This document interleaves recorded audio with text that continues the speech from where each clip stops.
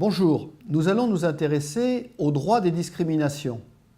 Nous allons examiner ses sources, son histoire et sa définition générale.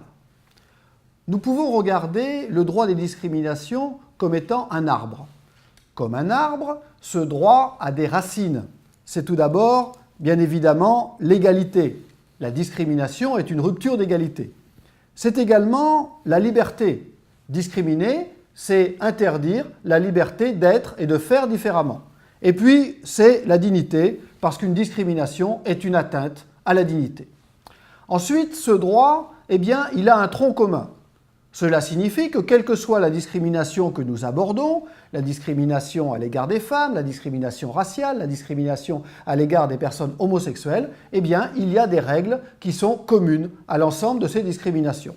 Ces règles, tout d'abord, ce sont les définitions de la discrimination directe et indirecte. Ce sont également les règles qui organisent l'intervention des acteurs publics et privés. Et puis, ce sont bien évidemment les règles qui concernent les actions en justice. Et puis ensuite, cet arbre, il a différentes branches. Pourquoi ? Parce que chaque discrimination, en fait, discrimination sexuelle, discrimination raciale, discrimination à l'encontre des personnes handicapées, chaque discrimination a ses spécificités historiques, sociologiques et même juridiques. Et puis enfin, cet arbre, il va produire au choix des fleurs, des fruits. C'est-à-dire que cet arbre, il va permettre d'établir des situations de non-discrimination. Cet arbre, il va permettre de produire des réparations au bénéfice des personnes qui ont subi des discriminations. Ce droit international des droits de l'homme s'est construit progressivement. Il s'est construit tout d'abord avec la Déclaration universelle des droits de l'homme en 1948, puis avec la Convention numéro 111 de l'Organisation internationale du travail qui interdit toute discrimination dans le travail et dans l'emploi, ensuite avec les pactes de l'ONU de 1966 et avec des conventions spécialisées de l'ONU, notamment la Convention qui interdit la discrimination raciale, la Convention qui interdit la discrimination à l'égard des femmes, la Convention qui interdit la discrimination à l'égard des personnes handicapées. Ce droit international, il a une conception objective de la discrimination. Qu'est-ce que cela signifie ? Cela signifie qu'il ne s'intéresse pas aux intentions de l'auteur de la discrimination. Le droit international des droits de l'homme se focalise sur les effets d'une mesure, d'une politique, d'une action qui a été mise en œuvre.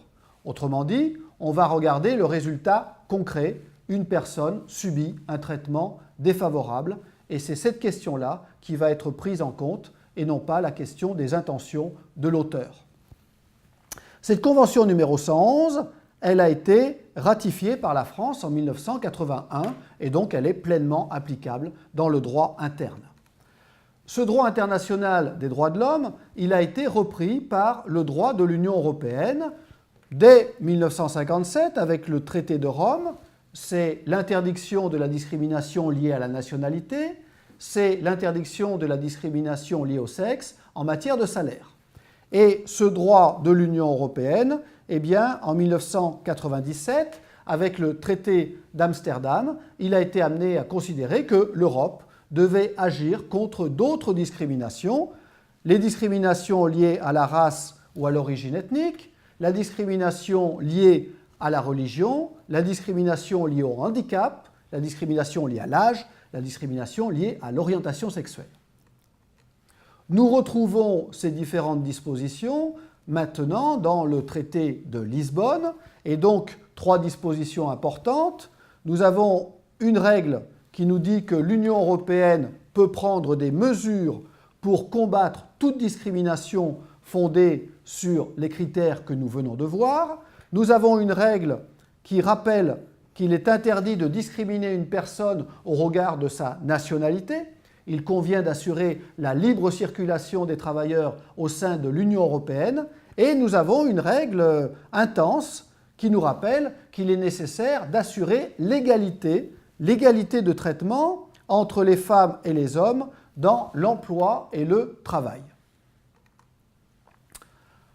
L'Europe a également pris des dispositions à travers le Conseil de l'Europe.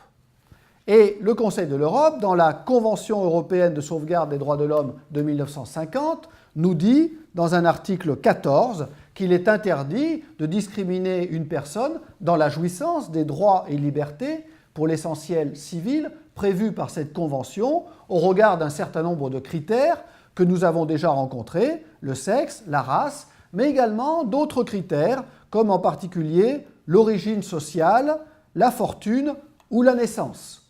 Donc les listes de critères ne sont pas exactement les mêmes en droit du Conseil de l'Europe et en droit de l'Union européenne. Le droit du Conseil de l'Europe, à travers la Charte sociale européenne révisée, nous rappelle également un certain nombre d'interdictions de discrimination au regard d'un certain nombre de critères que nous avons déjà vus, avec un certain nombre de précisions, notamment concernant les travailleurs qui ont des responsabilités familiales. Le droit français doit beaucoup au droit international des droits de l'homme et au droit de l'Union européenne. Notre droit a lentement, mais progressivement, transposé un certain nombre de dispositions, de conventions de l'Organisation internationale du travail et de directives européennes. Cette transposition s'est faite sur plusieurs terrains. Le terrain de l'égalité entre les femmes et les hommes, qui en fait constitue la grand voile de l'action contre toutes les discriminations. Un certain nombre de conventions de l'OIT ont donc été transposées dans le droit interne, également des directives européennes, notamment dans la loi Roudy de 1983 et dans la loi de 2004 qui va créer la Haute Autorité de lutte contre les discriminations et pour l'égalité, intégrée depuis dans le Défenseur des droits.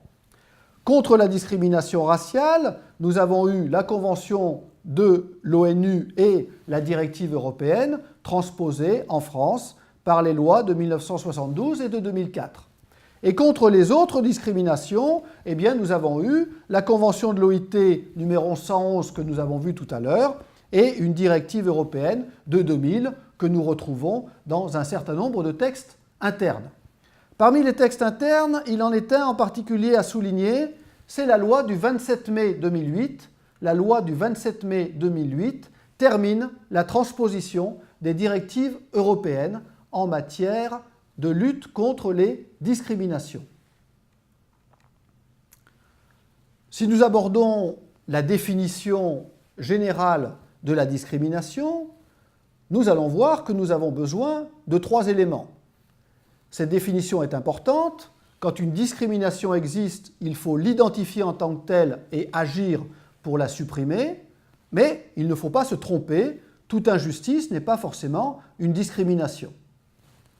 Pour que nous puissions réellement parler de discrimination sur le plan juridique, nous avons besoin de 3 éléments. Premier élément, une mesure défavorable. Une personne discriminée subit bien évidemment un traitement défavorable et ici nous pouvons étudier toute mesure de gestion. Autrement dit, toute mesure de l'employeur public ou privé peut être examinée au regard de l'exigence de non-discrimination. Cette mesure défavorable est injustifiée. Et c'est là le maître mot. Il n'y a pas de justification à cette mesure défavorable. Mais ce n'est pas suffisant. Si ces 2 éléments-là sont présents, nous ne sommes pas encore en présence d'une discrimination. Nous sommes en présence d'une discrimination si nous pouvons ajouter un 3e élément. Ce traitement défavorable, injustifié, il est lié à une caractéristique de la personne. Il est lié à l'être ou à l'agir de la personne et donc il est lié à un critère qu'il est interdit d'utiliser pour faire une distinction défavorable. Mal nommer un objet, c'est ajouter au malheur du monde, nous disait Albert Camus.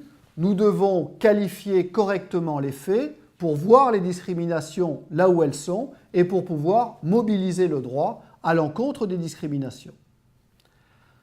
Je vous remercie pour votre attention.